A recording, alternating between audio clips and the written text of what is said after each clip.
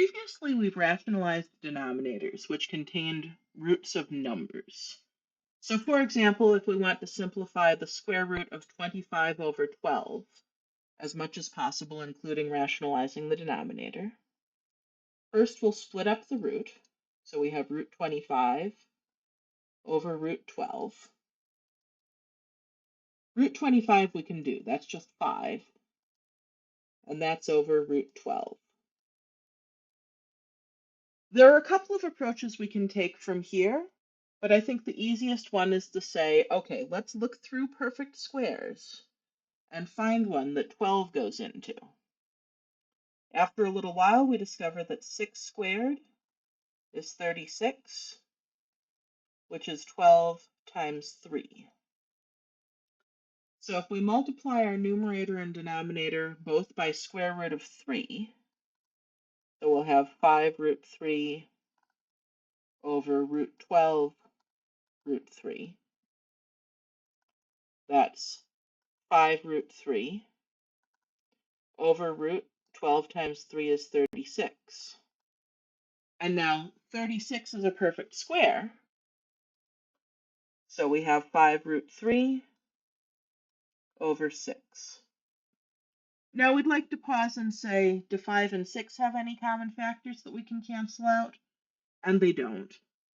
Does 3 have any perfect square factors? And it doesn't. So this is simplified as much as possible. So that was working with numbers. Working with variable expressions is actually easier. So here we want to simplify 3x to the third over the fourth root of y to the ninth. And we want to find something whose fourth root we can take that has y to the ninth as a factor. So let's see. 1 times 4 is 4, is smaller than 9. So y to the ninth is not a factor of y to the fourth. 2 times 4 is 8, still smaller than 9. So y to the ninth is not a factor of y to the eighth. But now 3 times 4 is 12, which is greater than 9. In fact, 12 is 9 plus 3, which means that y to the 12th is y to the ninth times y to the third. But y to the 12th is also y to the third to the fourth, because 12 is 3 times 4. So if we multiply both our numerator and denominator by the fourth root of y to the third, we'll get something in the denominator whose fourth root we can actually take. So we'll have 3x to the third multiplied by fourth root y to the third all over fourth root y to the ninth multiplied by fourth root y to the third. So at this point, nothing's going to happen in the numerator. So 3x to the third, fourth root y to the third, over fourth root y to the 12th is 3x to the third, fourth root y to the third, over fourth root y to the third to the fourth. Fourth root and the fourth power cancel. I notice that I'm going to assume all variables represent positive real numbers. That means I don't need to think about absolute values. And so I'm going to get 3x to the third, fourth root y to the third, all over y to the third. And now I have no roots in the denominator. That means my denominator is rationalized.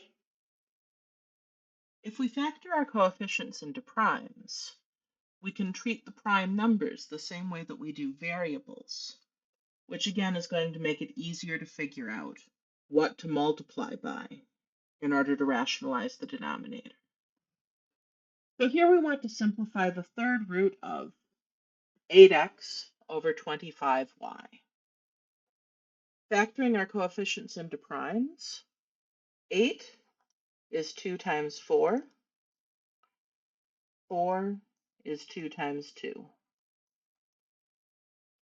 25 is 5 times 5.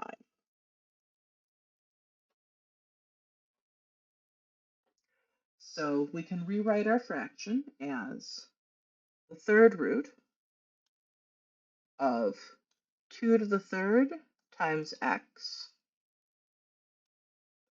over the third root of 5 squared times y. Now, in the numerator, we can split up 2 to the third from x. So we'll have the third root of 2 to the third. Those will cancel out. And then we'll have the third root of x.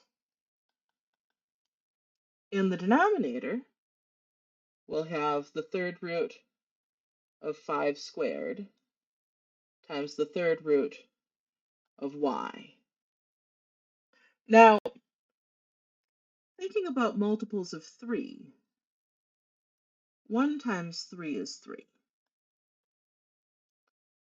And 3 can be 2 plus 1 or 1 plus 2. Why is that useful?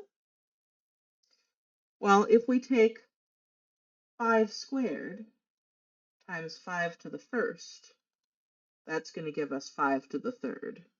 We can take a cube root of that. If we take y times y squared, that'll give us y to the third.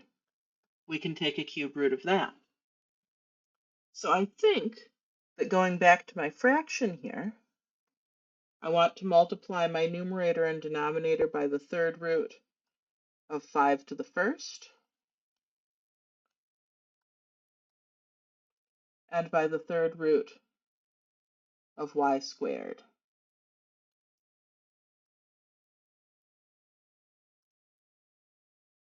So let's see, let's put everything together now. The third root of 2 to the third canceled out. We've got 2. In the numerator, we'll have a third root of 5x y squared. In the denominator, we'll have a third root of 5 to the third. We'll have a third root of y to the third. Those cancel.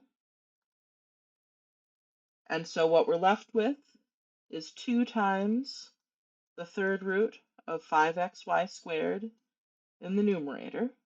Nothing there that we can simplify further. 5y in the denominator. So our denominator has been rationalized.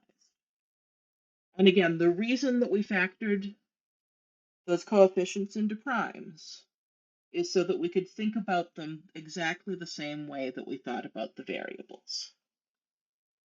Just as a quick note, we're not going to do it in this class, but it makes perfect sense to talk about rationalizing the numerator as well. We just use the same sort of moves. We only apply them to the numerator.